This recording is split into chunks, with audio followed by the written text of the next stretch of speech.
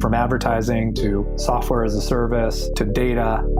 Across all of our programs and clients, we've seen a 55 to 65% open rate. Getting brands authentically integrated into content performs better than TV advertising. Typical lifespan of an article is about 24 to 36 hours.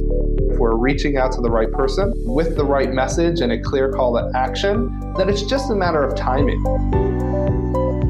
Welcome to the MarTech Podcast, and I Hear Everything production. In this podcast, you'll hear the stories of world-class marketers that use technology to drive business results and achieve career success. We'll unearth the real-world experiences of some of the brightest minds in the marketing and technology space so you can learn the tools, tips, and tricks they've learned along the way. Now here's the host of the MarTech Podcast, Benjamin Shapiro. Welcome to the MarTech Podcast. I'm your host, Benjamin Shapiro, and today we're going to talk about the use of technology and how it impacts our kids. Joining us is Lomit Patel, who is the Chief Growth Officer at Tynker, which is the world's leading K-12 creative coding platform, enabling students of all ages to develop coding skills and design power animation, games, music, robots, drones, smart devices, virtual worlds like Minecraft, and more. Yesterday, Lomit and I talked about the do's and don'ts when marketing to kids, and today we're going to continue our conversation talking about the rise of lean AI. All right, here's the second part of my conversation with Lomit Patel, the Chief Growth Officer at Tynker. Lomit, welcome back to the MarTech Podcast. Great to be back. Excited to have you back here and continue our conversation. You know, yesterday we talked about the tricks and tools of the trade when you're marketing to groups that you're not supposed to have access to. Basically, you can't really send advertising to kids, so you need virality and content that they're going to find. And in your case, you're marketing to school districts and parents with the hope that kids end up using your product, teaching them to code. I want to talk a little bit about some of the technologies that are related to marketing, but also related to coding and learning. We've seen this gigantic rise of artificial intelligence this year. You know, how do you think about the rise of AI, lean AI specifically, and where you use it in your business?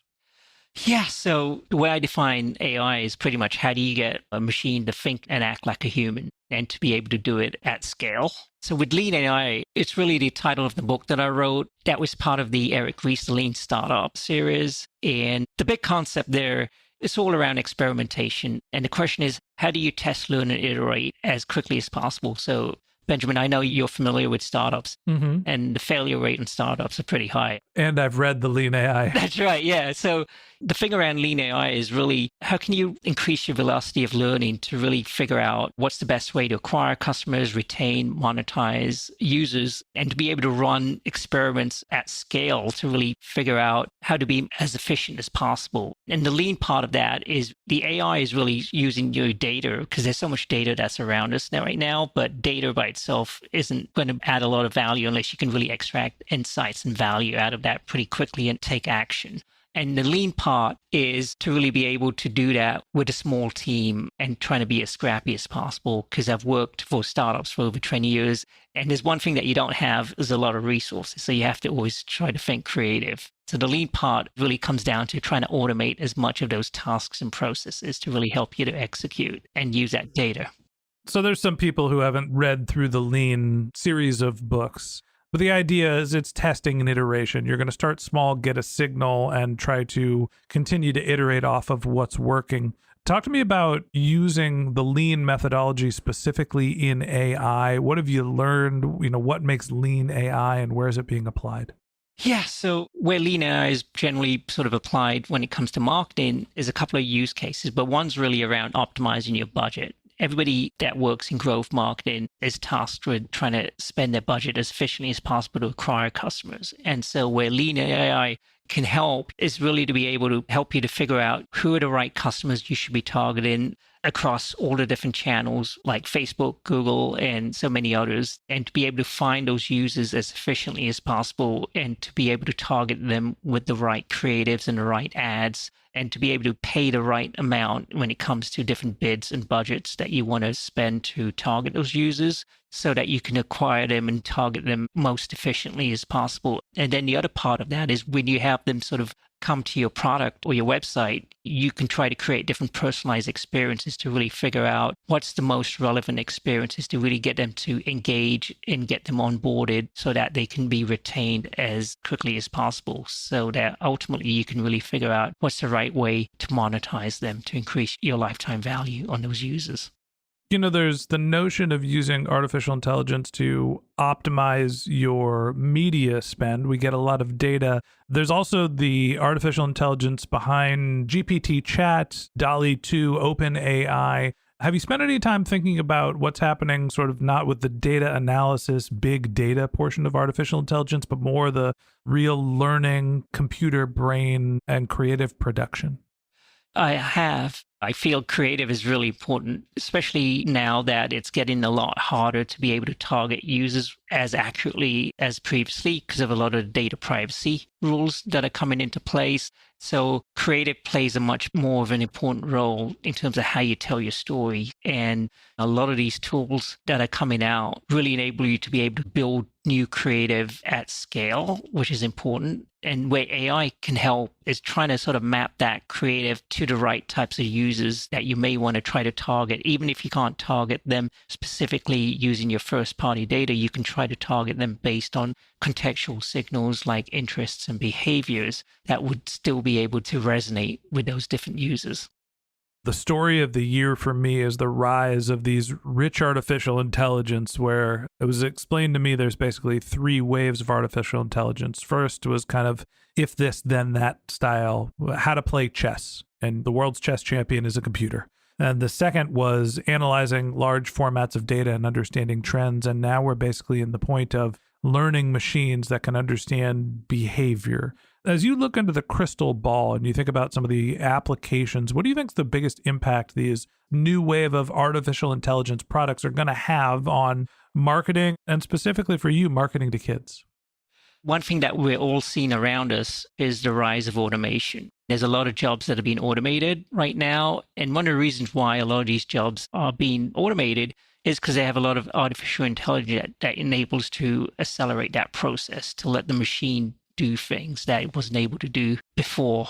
And especially when it comes to marketing to kids, there's a number of areas where artificial intelligence can help. I can give you some examples, like for us at Tynker, because one of our mission, which is a huge, bold goal, which is to get every high school student to be exposed to learning to code by 2033. And the reason why we got that as our mission is because we know that a lot of the jobs that are going to be growing in the future are all going to be related to tech. And so the more that we can expose kids to learning tech, the better it sets them up for future career success. And so the way I've been trying to implement some AI here at Tynker is all around trying to build a better personalized experience to really get kids that are coming into our product to be able to get engaged with the product, to be able to learn how to use the product as quickly as possible. Because the biggest challenge we find is that the quicker that we can get kids excited about using our product, the more they're likely to continue to use the product. And the more they use it, the more they're going to get excited around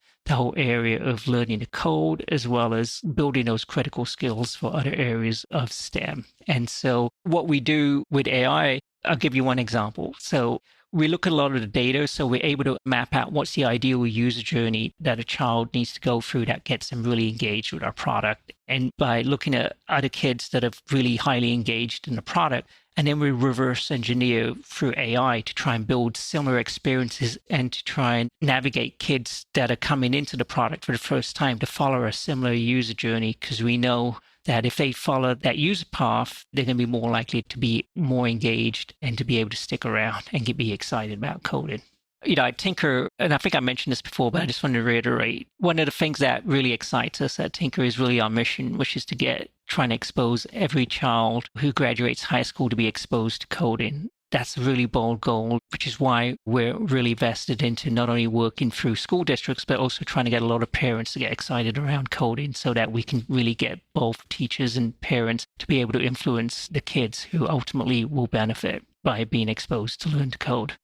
As a parent of young children and somebody who works in MarTech and thinks about this stuff, There's a path to think about, and this is more of a thought exercise of artificial intelligence is going to automate a lot of work so we don't have to do it. That leaves the question of, well, what are our kids going to be doing if the artificial intelligence continues to iterate at the pace that it is? Is there going to be the type of work as we know it? Obviously, humans are still going to have some sort of an input in being productive, and I don't think work is going away, but the nature of our kids' work is going to change, and understanding technology and being able to manipulate it becomes more and more important for future generations. Something that we might all want to keep our eye on is making sure that our kids have a job to do when it's their turn.